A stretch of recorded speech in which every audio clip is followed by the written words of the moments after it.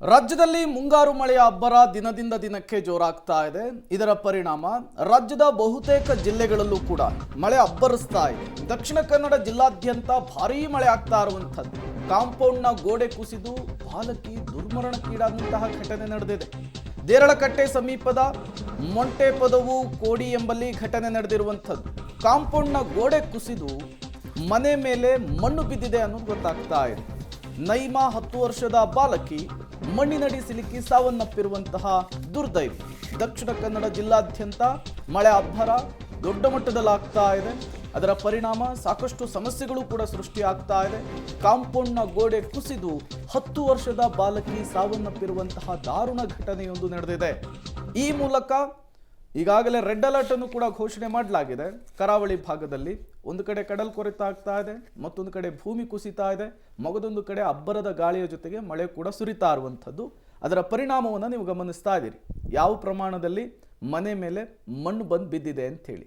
ಈ ಘಟನೆಯಲ್ಲಿ 10 ವರ್ಷದ ಬಾಲಕಿ ನೈಮಾ ಅನ್ನುವಂತಹ ಪುಟ್ಟ ಬಾಲಕಿ ಸಾವನ್ನಪ್ಪಿರುವಂಥದ್ದು. ಆ ವಿಜುವಲ್ಸ್ ಅನ್ನು ಕೂಡ ನೀವು ಗಮನಿಸ್ತಾ ಇದ್ದೀರಿ.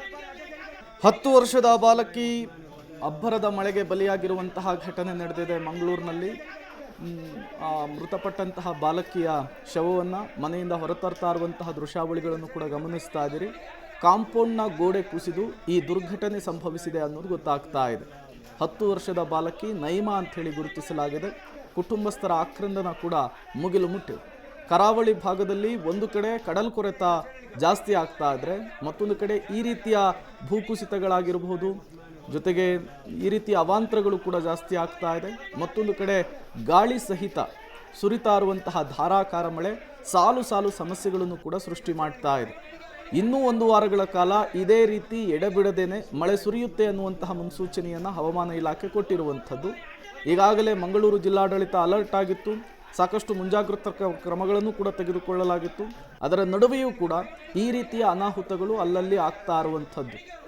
ಈ ಮೂಲಕ ಮಂಗಳೂರಿನಲ್ಲಿ ಮಳೆ ಏನೆಲ್ಲ ಅವಾಂತರವನ್ನು ಸೃಷ್ಟಿ ಮಾಡ್ತಾ ಇದೆ ಅನ್ನೋದನ್ನು ನೀವು ಗಮನಿಸ್ತಾ ಇದ್ದೀರಿ. ಮನೆಯ ಒಳಗೆ ಸಿಲುಕಿದ್ದಂತಹ 10 ವರ್ಷದ ಬಾಲಕಿಯ ಮೃತದೇಹವನ್ನು ಸ್ಥಳೀಯರು ಮತ್ತು ಅಗ್ನಿಶಾಮಕ ದಳದ ಸಿಬ್ಬಂದಿಗಳು ಹೊರತರ್ತಾ ಇರುವಂತಹ ದೃಶ್ಯಾವಳಿಗಳನ್ನು ಕೂಡ ನೀವು ಗಮನಿಸ್ತಾ ಇದ್ದೀರಿ. ಪುಟ್ಟ ಕಂದಮ್ಮ 10 ವರ್ಷದ ಬಾಲಕಿ ಅಬ್ಬರದ ಮಳೆಗೆ ಬಲಿಯಾಗಿರುವಂಥದ್ದು.